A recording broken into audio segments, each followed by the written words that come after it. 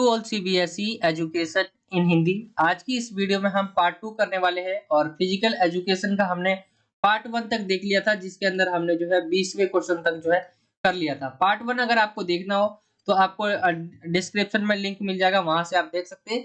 Part 2 cover करेंगे आज की इस वीडियो में। जो बच्चे अभी देख रहे हैं इस वीडियो को पहली बार, तो मैं आपको बता दूं कि इससे पहले हमने पार्ट 1 बनाया था और इससे पहले भी हमने और पेपर कर रखे हैं, तो आप उन्हें भी जाकर देख सकते हो। आपको प्लेलिस्ट में वो सारी चीजें मिल जाएगी। साथ ही वीडियो के एंड में आपको सारी चीजें जो है मिल जाएंगी। जब वीडियो खत्म हो जाएगी तो वहां आपको स्क्रीन पे दिखने लग जाएगा, तो वहां आप क्लिक करके देख सकते हैं। यहाँ इस पेपर की बात करें हम तो पार्ट 2 करने वाले हैं, जो हमारा क्वेश्चन नंबर 21वें से स्टार्ट होने वाला है। तो उससे पहले मैं आपको बता दूं, जो आपका मिड टर्म का पेपर है ये आपका है और क्लास 11 के बच्चों के लिए है फिजिकल एजुकेशन, शारीरिक शिक्षा है। 3 घंटे के पास आपके पास टाइम रहेगा और ये पेपर जो रहेगा आपका 70 नंबर का रहता है। ठीक है। सामान्य निर्देश मैं दोबारा आपको बता देता हूं, क्योंकि ऐसे बच्चे भी होंगे जो नए देख रहे होंगे, पहली बार देख रहे होंगे। तो सामान्य निर्देश जो है इसमें टोटल मैं बता दूं 30 क्वेश्चन आपसे पूछे जाएंगे। पैटर्न रहेगा आपका ये, और 1 से जो 12 तक जो क्वेश्चन होंगे आपके एमसीक्यू पे बेस्ड होंगे सारे के सारे। 13 से लेके 16 तक जो क्वेश्चन होंगे वो 2-2 नंबर वाले होंगे। 17 से लेकर 26 तक जो क्वेश्चन होंगे वो 3 नंबर वाले होंगे और 27 से लेके 30 तक जो क्वेश्चन होंगे वो 5-5 नंबर वाले क्वेश्चन होंगे। ठीक है, ये आपका हो गया। और इंग्लिश मीडियम की बात करें तो मैं इंग्लिश मीडियम में भी बताऊंगा आपको। इंग्लिश मीडियम में कुछ इस तरह से है। General instructions, the question paper consist of 30 questions. 30 questions होंगे टोटल। ऑल क्वेश्चंस आर कंपल्सरी, सभी क्वेश्चन अनिवार्य है। Question number 1 to 12 carry on 1 mark and are multiple choice questions. जो क्वेश्चन नंबर 1 से लेके 12 तक जो क्वेश्चन है ये आपके मल्टीपल चॉइस वाले क्वेश्चन है, एमसीक्यू वाले क्वेश्चन है, जैसे कि मैंने आपको ऊपर बताया। आगे है 13 से लेके जो 16 तक क्वेश्चन होंगे ये 2 नंबर वाले होंगे।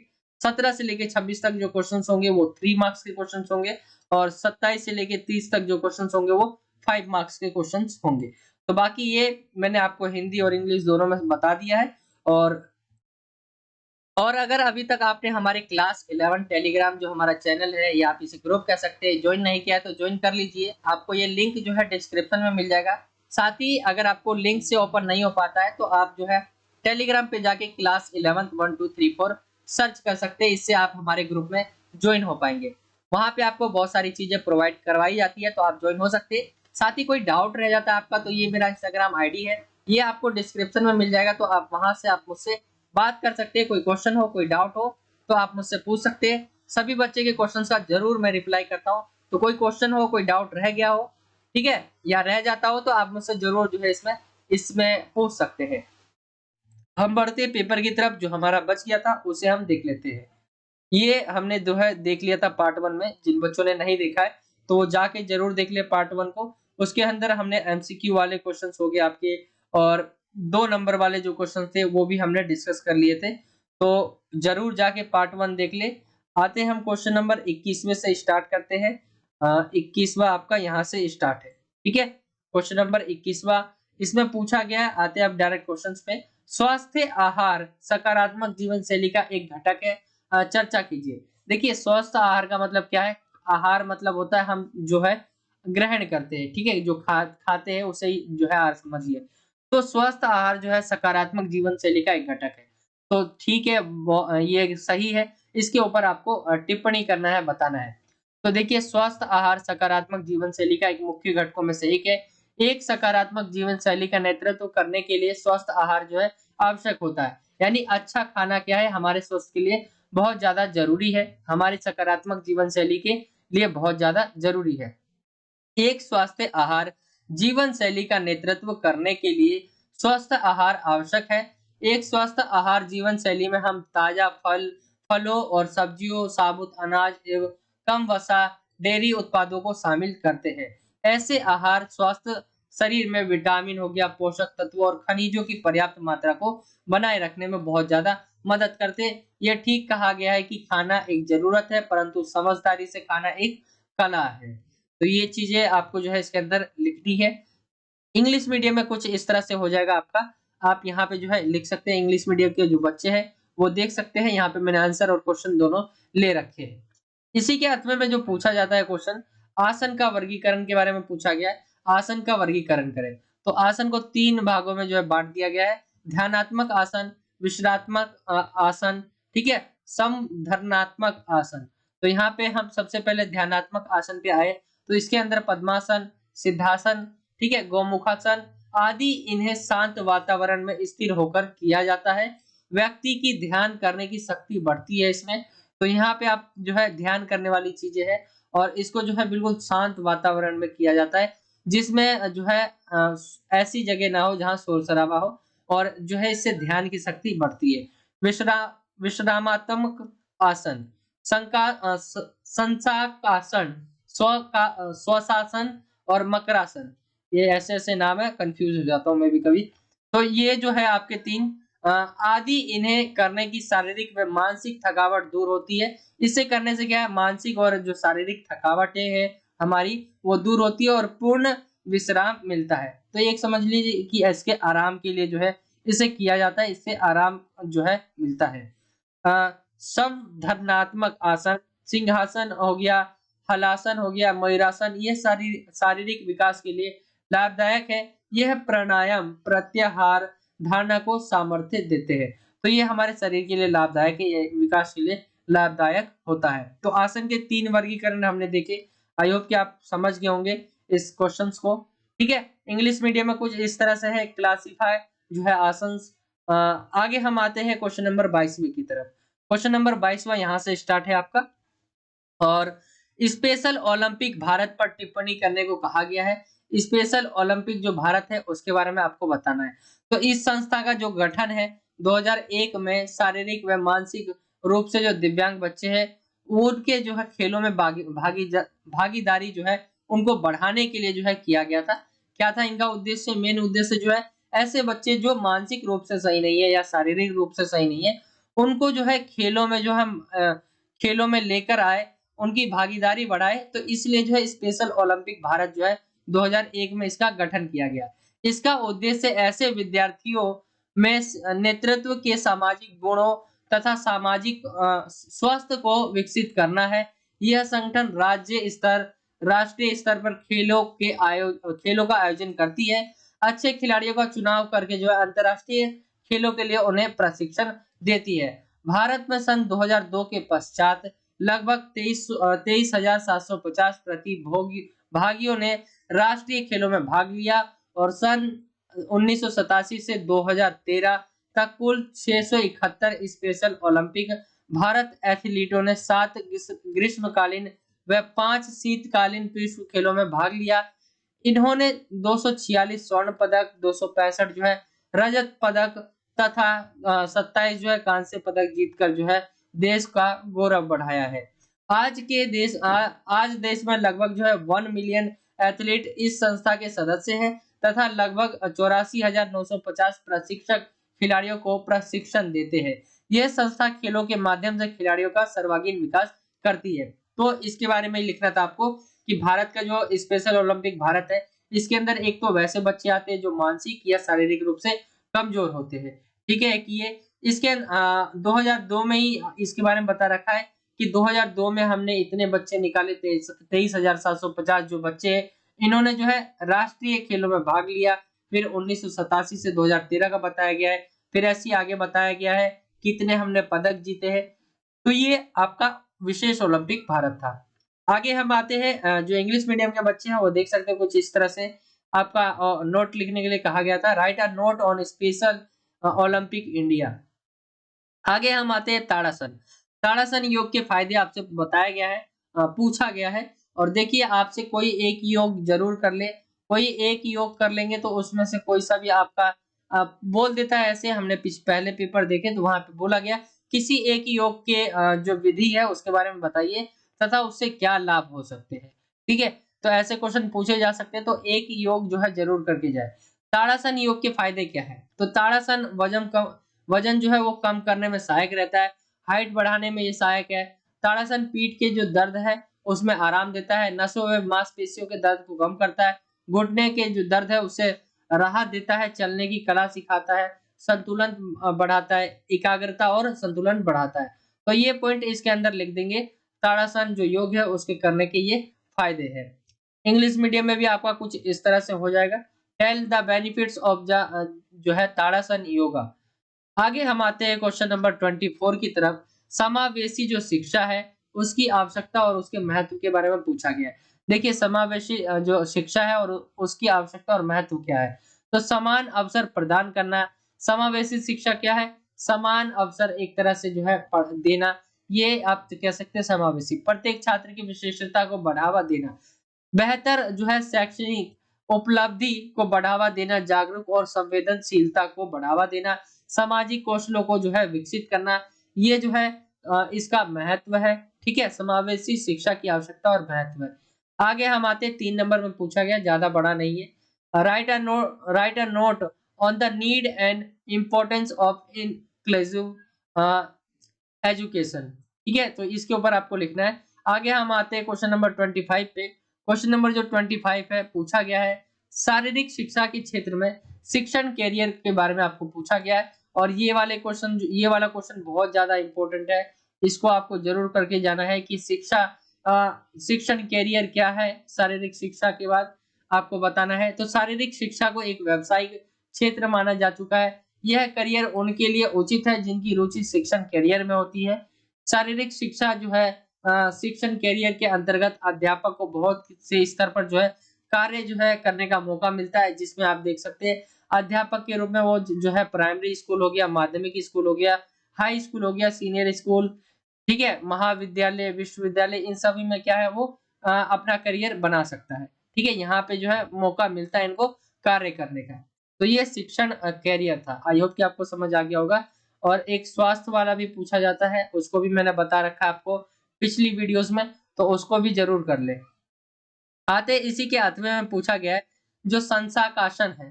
ठीक है, संशाकासन करने की विधि पूछा गया, किस तरह से जो है किया जाता है। तो विधि सबसे पहले जो है वज्रासन में जो है बैठ जाना है। देखिए वज्रासन कैसे होता है, आप जो है जैसे आपको जो है दो ये टांगे है आपकी, आप समझ लीजिए घुटनों के बल जो है आपको बैठना है। ठीक है, घुटनों के बल आपको पैर जो है पीछे की तरफ मोड़े होने चाहिए और आप बैठते हैं। आपने देखा होगा, मैं आपको बताता हूँ। हाँ, आपने जो है नमाज पढ़ते देखा होगा। ठीक है, तो नमाज पढ़ते हुए आपने देखा होगा तो पैर जो है उनके पीछे की तरफ बैठ के ऐसे करते हैं, तो उस तरह अवस्था में वज्रासन उसे कहते हैं। उसमें आपको बैठ जाना है और फिर दोनों हाथों को सांस भरते हुए ऊपर उठाना है, कंधों को कानों से जो है सटाना है, महसूस करना है। फिर सामने की ओर झुकते हुए दोनों हाथों को आगे समानांतर फैलाते हुए श्वास जो है बाहर निकालते हुए हथेलियों के भूमि पर टिका दे।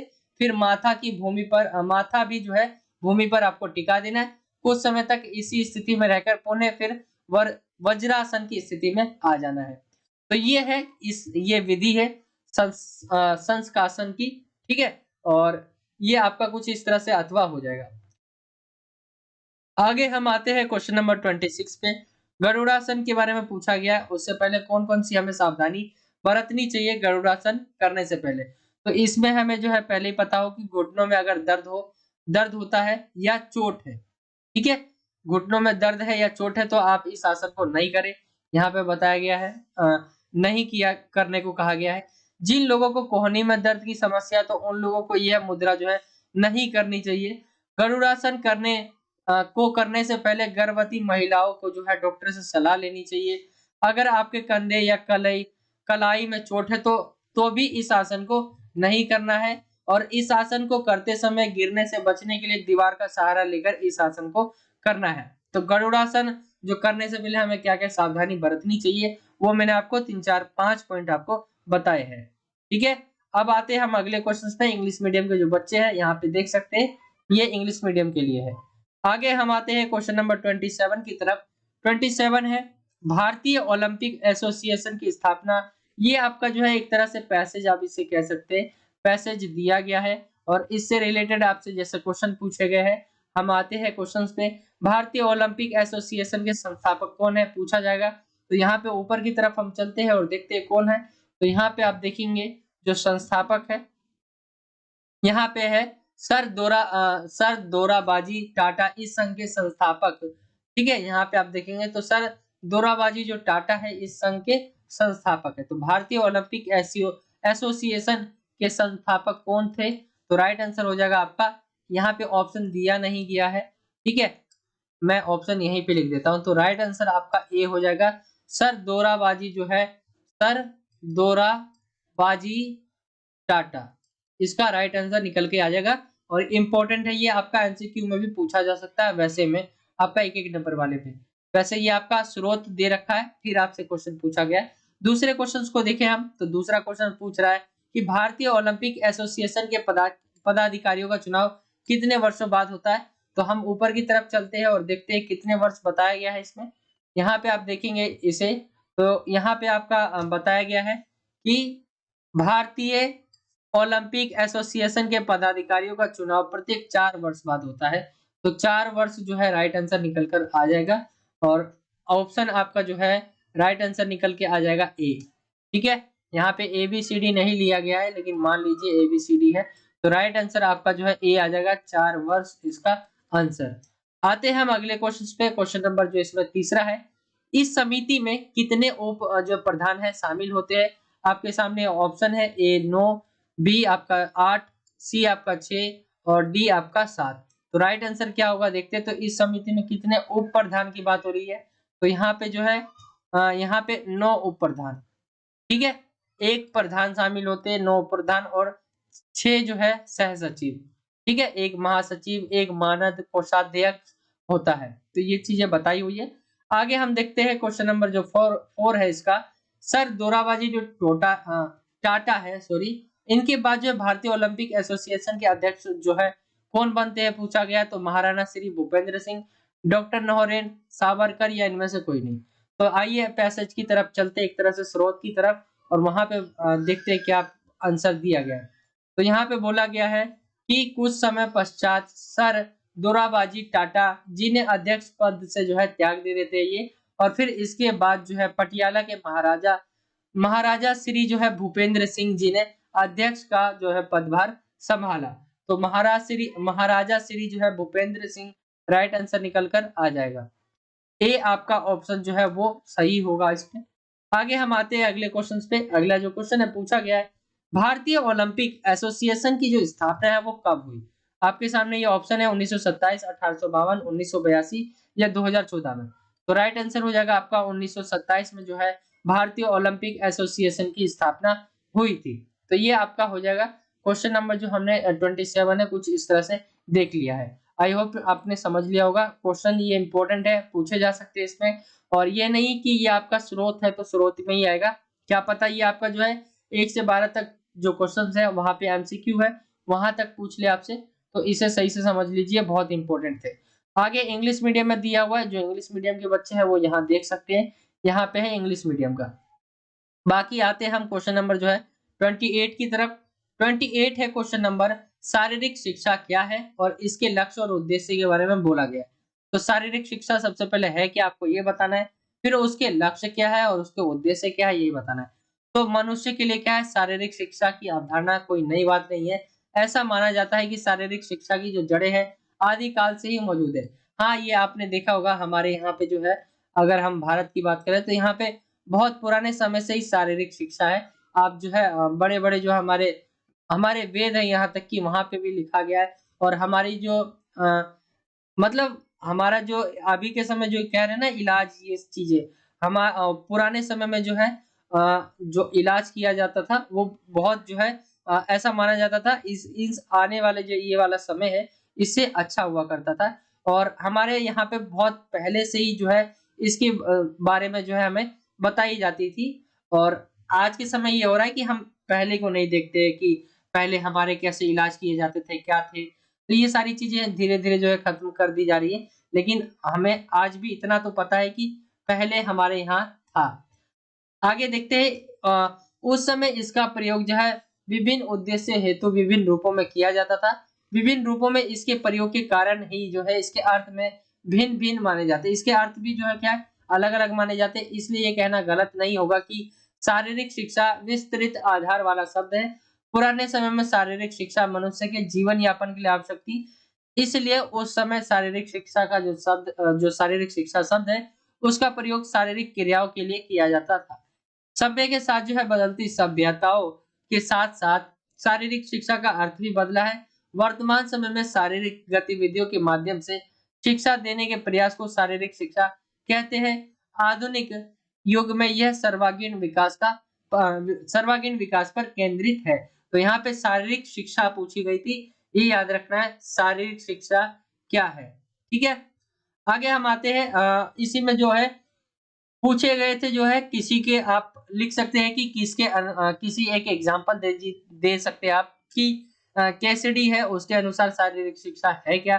तो शारीरिक क्रियाओं पर केंद्रित अनुभवों द्वारा जो है जो परिवर्तन मानव में आते हैं वो क्या है, शारीरिक शिक्षा कहलाते हैं, ये कैसिडी के अनुसार। और भी कई सारे आपके जो है वर्णन करता है जिन्होंने बताया है, तो उसमें भी आप लिख सकते हैं। यहाँ पे आगे दिया गया है, जैसे एक नजर में हम कह सकते हैं कि शारीरिक शिक्षा शिक्षा का वह भाग है जो स्वास्थ्य, खेल, खिलाड़ी, टूर्नामेंट, चोट, जैव यांत्रिकी, गति, शरीर व इसमें समाहित आत्मा, मन, बुद्धि, ऑर्गन इत्यादि का अध्ययन व इनके विकास में मदद करते हैं। ठीक है, मदद करता है, तो ये आ जाएगा आपका राइट आंसर। इसमें जो बोला गया है लक्ष्य और उद्देश्य के बारे में पूछने को बोला गया है। तो लक्ष्य क्या है और उद्देश्य क्या है? तो शारीरिक शिक्षा का लक्ष्य प्रत्येक बालक को क्या है, शारीरिक, मानसिक और भावनात्मक रूप से क्या है कि स्वस्थ बनाना है। किस किस रूप से? शारीरिक रूप हो गया, मानसिक रूप हो गया और भावनात्मक रूप से स्वस्थ बनाना, और उसमें नैतिक व सामाजिक गुणों का विकास करना जो दूसरों के साथ खुशी से रहने, एक अच्छा नागरिक बनने में सहायक होते हैं, अच्छा नागरिक बन जाए। ठीक है, तो इसके लिए ये सहायक होते हैं। इसके हमने देखे इसका लक्ष्य सर्वांगीण विकास करना है तथा इसे विभिन्न चरणों अर्थात उद्देश्यों से प्राप्त किया जा सकता है। अब बात करते हैं हम उद्देश्य से। ठीक है, उद्देश्य क्या है? तो बिना कोई कार्य जो है कोई सफल नहीं हो सकता, इसलिए लक्ष्य का होना और प्रयास करना जरूरी। उद्देश्य अनेक है। उद्देश्य वैसे अनेक है। ये उद्देश्य वह सीढ़ियां होती है जिनकी सहायता से जो है हम लक्ष्य जो है उसको प्राप्त कर पाते हैं। लक्ष्य को क्या है कि प्राप्त कर पाते हैं, और उद्देश्य वह छोटे पड़ाव है जो हमें लक्ष्य की ओर ले जाते हैं। ये आपके लिखे हुए आपके सामने उद्देश्य शारीरिक विकास, मानसिक विकास, सामाजिक विकास, भावनात्मक विकास, आध्यात्मिक विकास, ये सारी चीजें जो है आप इसके अंदर लिखेंगे। तो ये आपका जो है शारीरिक शिक्षा क्या है और उसके लक्ष्य क्या है, उस उद्देश्य क्या है, और एग्जाम्पल भी दे देना है आपको किनके अनुसार शारीरिक शिक्षा क्या है। इससे आपका जो आंसर है बहुत ज्यादा सटीक हो जाएगा। टीचर जो है इसे देखते ही आपको पूरे नंबर दे देगा अगर आप जो है ऐसे लिखेंगे। तो ये जो है इंग्लिश मीडियम में कुछ इस तरह से, जो बच्चे इंग्लिश मीडियम के हैं देख सकते हैं। बाकी हम आते हैं इसके 8वें की तरफ। 8वें में पूछा गया है कि प्राचीन जो ओलंपिक है खेलों में के उद्भव के बारे में आपको विस्तार से बताना है। तो प्राचीन ओलंपिक के बारे में हमने पार्ट 1 में भी थोड़ा डिस्कस किया था, जिसमें मैंने बताया आपको कि 676 ईस्वी में जो है इसे पहली बार जो है आप कह सकते हैं जो खेला गया। इसके अंदर जो है प्राचीन ओलंपिक है। उसमें क्या है, ऐसे लोग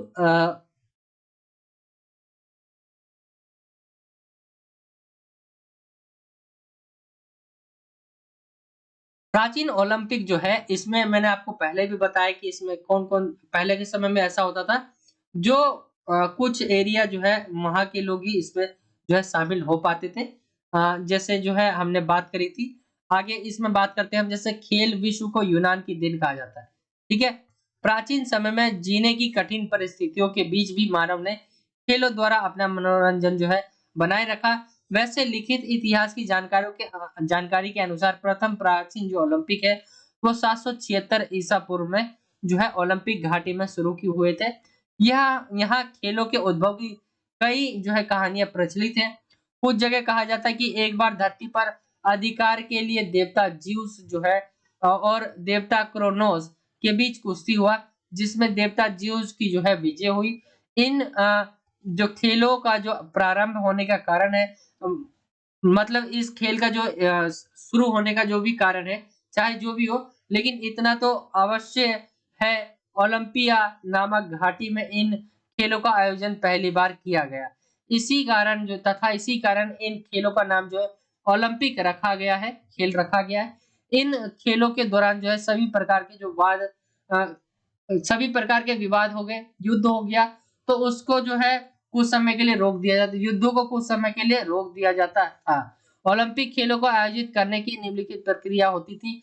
खेलों का उद्घाटन हो गया, खिलाड़ियों का एकत्र होना, शपथ, खेल प्रतियोगिता, पुरस्कार समारोह, फिर लास्ट में है प्राचीन ओलंपिक जो खेल है लगभग 1000 वर्षों तक आयोजित किए जाते रहे, लेकिन 394 में रोम के राजा थियोडिसिस जो थे ने ओलंपिक खेलों को बंद कर दिया तथा तब सभी जो है आयोजन स्थलों को जो है एटीएस दिया गया।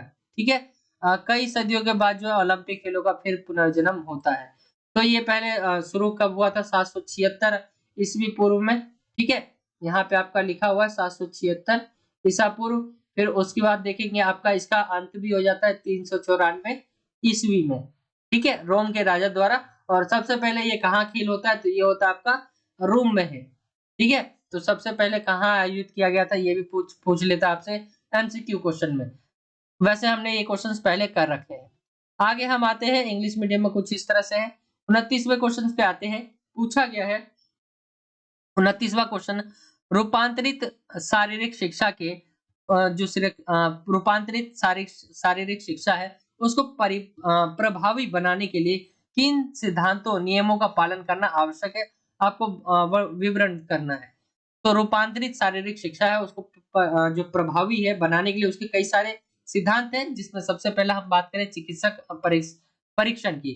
रूपांतरित शारीरिक जो शिक्षा है कार्यक्रम को सफल बनाने के लिए चिकित्सा परीक्षण अत्यंत आवश्यक है। इसके बिना यह नहीं पता चलेगा कि विद्यार्थी किस प्रकार की असमर्थता का सामना कर रहा है। अतः विद्यार्थियों का पूर्ण चिकित्सा परीक्षण किया जाना चाहिए, पहला। दूसरा है कार्यक्रम विद्यार्थियों की रुचि के अनुसार हो। कार्यक्रम जो होना चाहिए, कार्यक्रम जो है विद्यार्थियों की रुचियों हो गया, योग्यताओं व पूर्ण अनुभवों पर आधारित होने चाहिए। अध्यापकों को भी इनकी जानकारी होनी चाहिए, तभी वे एक सफल जो है कार्यक्रम जो है बना सकते हैं। ये हो गया। अब आते हैं हम अगले पॉइंट पे। तीसरा जो है उपकरण आवश्यकता अनुसार होने चाहिए। विद्यार्थियों की उनकी असमर्थता के अनुसार ही विभिन्न प्रकार के उपकरण जो है प्रदान करने चाहिए। जैसे दृष्टि संबंधित क्षतियों वाले जो है विद्यार्थियों को ऐसी गेंदें दे जिनमें घंटियां बंधी हो, ताकि जब बॉल फर्श पर लुढ़के तो आवाज उत्पन्न करे और विद्यार्थी आवाज को सुनकर बॉल की दिशा व दूरी समझ सके। ये हो जाएगा तीसरा। आगे हम आते हैं क्वेश्चन नंबर पॉइंट 4 पे। तो यहाँ पे बोला गया विशेष पर्यावरण प्रदान करना चाहिए। बच्चों की गति क्षमताएं सीमित होने पर खेल क्षेत्र के बीच भी सीमित करना चाहिए। भाषा अक्षम बच्चों को खेल के बीच में आराम भी देना चाहिए, क्योंकि वे उच्चारण में अधिक समय लेते हैं। उनका क्षेत्र भी सीमित होना चाहिए। ठीक है, पांचवा पॉइंट कहा गया है विद्यार्थियों की आवश्यकता जो अनुसार है नियमों का संशोधित किया जाना चाहिए। जो भी नियम है उसको बदल देना चाहिए अगर विद्यार्थी चाहते हैं तो। ठीक है, विद्यार्थियों की आवश्यकता अनुसार नियमों में बदलाव कर लेना चाहिए। किसी कौशल को सीखने के लिए अतिरिक्त समय, प्रयास, अतिरिक्त मैदान तथा 1 अंक के जो है स्थान पर 2 अंक के दिए जा सकते हैं। इस प्रकार उन्हें भी सर्वांगीण विकास के अवसर दिए जा सकते हैं। तो ये हो गया आपका क्वेश्चन नंबर 28। आई होप कि आपने समझ लिया होगा। क्वेश्चन नंबर आपका जो है 29 है। ठीक है, इंग्लिश मीडियम में कुछ इस तरह से है, आप देख सकते हैं। आगे हम आते हैं क्वेश्चन नंबर 30 की तरफ। जो क्वेश्चन नंबर 30 है वृक्षासन के बारे में पूछा गया, उसकी विधि और इससे होने वाले जो लाभ है आपको बताना है। तो वृक्षासन जो है करते हैं, कैसे करते हैं? ताड़ासन में जो है आपको खड़ा हो जाना है। ठीक है, ताड़ासन की जो अवस्था है उसमें आपको खड़ा हो जाना है। दाएं घुटने को मोड़ना है। ठीक है, अब आप खड़े हैं यहाँ पे, एक पैर जो है मान लीजिए ये वाला पैर है, इसको आप मोड़ते हैं और इस पैर को जो है ऊपर उठाना है। ठीक है, और यहाँ पे इसको यहाँ पे चिपकाना है। ठीक है, अपनी जांग के पास। और जो है एक पाँव में आपको खड़ा हो जाना है, यहाँ पे एक पाँव में, यहाँ जैसे लिखा है ताड़ासन में खड़े हो जाए। दाएं घुटने को मोड़ना है और दाएं पैर के पंजों को बाई जांग पर जितना ऊपर हो सके टिकाना है। फिर एड़ी ऊपर की तरफ हो और पंजे जमीन की तरफ हो। बाई पैर पर सारे शरीर का वजन जो है संतुलित करते हुए सीधे खड़े रहे। तब जब संतुलन ठीक से बन गया हो तब जो है बाजुओं को ऊपर उठाना है और सिर से जो है सीधा ऊपर दोनों हथेलियों को नमस्कार जो है मुद्रा में जोड़ लेना है। ठीक है, सीधा ऊपर की ओर। ठीक है, हाथ को जो हमें नमस्कार मुद्रा में जोड़ लेना है। इसको थोड़ा आसान बनाने के लिए जो है सामने की तरफ किसी जगह पर दृष्टि केंद्रित करें और उसे लगातार देखते रहे। जब इस मुद्रा में संतुलन बनाने में आप निपुण हो जाए कोशिश करें कि सिर जो है ऊपर की ओर उठा कर जो है दृष्टि उंगलियों पर केंद्रित करें। 30 से 60 सेकंड में इसी मुद्रा में रहना है। फिर सामान्य रूप से जो है श्वास लेते रहें। आसन से बाहर निकलने के लिए सारे स्टेप विपरीत क्रम में करें और दूसरी ओर ये सारे स्टेप्स दोहराएं। तो यह है वृक्षासन करने की विधि, जिसमें खड़ा हो जाना है, एक जो पैर है आपका उसको दूसरे पैर की जो जांग है वहां तक लाना है, उस पे आपको चिपका देना है खड़े खड़े, ठीक है। और अपना जो हाथ है ऊपर करना है नमस्कार की तरह और ऊपर की ओर ऐसे करना है। अगर आपने पढ़ा है चैप्टर तो उसके अंदर आपने इमेज भी देखा होगा। अब वृक्षासन जो है यहाँ पे बोला गया है कि इसके लाभ क्या-क्या है वो होने वाले, तो यहाँ पे मैं लाभ दिखा देता हूँ। जैसे घुटने के दर्द के लिए लाभकारी होता है। आसन जो है यह आसन एड़ियों के दर्द को कम ही नहीं करता बल्कि एड़ियों का लचीलापन भी बढ़ा देता है। पैरों की जो मांसपेशियां उसको मजबूत बनाता है। इससे गठिया का दर्द और सुन्न होने की समस्या जो है दूर हो जाती है। इस आसन के अभ्यास से आप तनाव व चिंता को बहुत हद तक कम कर सकते हैं। छोटे बच्चे इस आसन का अभ्यास कराने की से जो है कद बढ़ाने की संभावना जो है बढ़ जाती है। इसके नियमित अभ्यास से आप डिप्रेशन से जो है निजात पा सकते हैं। इसको विशेषज्ञ के सामने करने से करने से नस की परेशानियों से जो है बचा जा सकता है। फिर ये शरीर की चर्बी को गलाने में सहायक होता है। इसके अभ्यास से जो शरीर में संतुलन बढ़ता है। यह रीढ़ की हड्डी को मजबूत करते हुए इसको स्वस्थ रखता है। तो कुछ इस तरह से ये हो जाएगा आपका। आई होप कि आपने इसको समझ लिया होगा। ये है आपका वृक्षासन विधि और उसके जो लाभ होने वाले हैं। आप कोई जो है 2-4 लाभ इसमें से आपको ढूंढ लेने हैं जो आपको इजी लगे और वही आपको पेपर में एक्सप्लेन करना है। आगे आते हैं आपके अथवा मिलेगा जो है क्वेश्चन नंबर 30 के अंदर। अथवा में बोला गया है कि जो विशेष आवश्यकता वाले बच्चे होते हैं उसके विकास में परामर्शदाता का क्या योगदान रहता है। देखिए परामर्शदाता होते कौन है, जो आपको कोई चीज बताते हैं, ठीक है, कि इस प्रकार करिए इस प्रकार करिए, वो परामर्श आपको देते हैं। परामर्श दाता का कार्य जो है सभी बच्चों की सहायता करना है, जिसमें विशेष आवश्यकता वाले बच्चे भी शामिल हैं। परामर्शदाता की सहायता व सकारात्मक योगदान से इन बच्चों की वृद्धि व विकास दर जो है बढ़ जाती है। अब देखिए परामर्श देते हैं जो वो मोटिवेट करते हैं साथ ही साथ, तो उससे जो है सकारात्मक योगदान मिलती है, योगदान जाता है बच्चों की तरफ और इससे जो है बच्चों की वृद्धि और विकास जो है दर वो बढ़ जाती है। विशेष आवश्यकता वाले बच्चों को बचपन से ही व्यक्तिगत शिक्षा कार्यक्रम न केवल उनके शैक्षणिक योग्यता बल्कि भावात्मक स्वास्थ्य और सामाजिक तालमेल में सकारात्मक बदलाव लाती है। इस प्रकार विशेष आवश्यकता वाले बच्चे समाज के लिए उपयोगी सिद्ध होते हैं। तीसरा है परामर्शदाता जो है विशेष आवश्यकता वाले बच्चों को उनकी विशिष्टता के अनुसार उनके साथ परामर्श सत्र जो है आयोजित करता है और परामर्शदाता व्यक्तिगत शिक्षा कार्यक्रम में बच्चों के अभिभावकों की जो भागीदारी है वो भी सुनिश्चित करता है। तो ये चीजें आप इसके अंदर लिख सकते हैं परामर्शदाता के बारे में और इनका भी बहुत इंपॉर्टेंट रहता है। एक विशेष आवश्यकता वाले बच्चे हो गए या नॉर्मल बच्चे हो गए उनके लिए। तो ये था आपका क्वेश्चन नंबर 30 का अथवा। और यहाँ पे आप देखेंगे तो इंग्लिश मीडियम में है ये आपका। तो इस तरह आपका पूरा ये पेपर का पार्ट 2 था। आई होप कि आप समझे होंगे। वीडियो अच्छा लगा तो वीडियो को लाइक करें, शेयर करें अपने दोस्तों में और अगर आप हमारे चैनल पे नए हो तो नीचे आपको रेड कलर का सब्सक्राइब का बॉक्स दिख जाएगा। मैं आपको बता देता हूँ, नीचे जो है आपको रेड कलर का सब्सक्राइब लिखा होगा बॉक्स मिलेगा, उस पर आपको क्लिक करना है और बेल के आइकन को ऑल पे सेलेक्ट कर लेना है। इससे जब भी मैं कोई नई वीडियो डालूंगा क्लास 11 से रिलेटेड तो आप तक वो नोटिफिकेशन पहुंच जाया करेगा। तो ये था आज का वीडियो अच्छा लगा हो तो वीडियो को जरूर लाइक करें, शेयर करें और कोई भी डाउट रह जाता है तो आप मुझसे इंस्टाग्राम पे पूछ सकते हैं। मेरे इंस्टाग्राम आईडी का जो लिंक है मैं आपको डिस्क्रिप्शन में प्रोवाइड करवा दूंगा। कोई डाउट रह जाता है, अभी भी डाउट हो तो आप मुझसे पूछ सकते हैं। कल आपका पेपर है और इसके लिए बहुत ज्यादा इंपॉर्टेंट है और पार्ट 1 भी जरूर देख ले जाकर, डिस्क्रिप्शन में लिंक मिल जाएगा। चलिए मिलता हूँ आपसे अगली और एक्साइटिंग वीडियो में। जब तक के लिए जय हिंद, जय भारत, वंदे मातरम।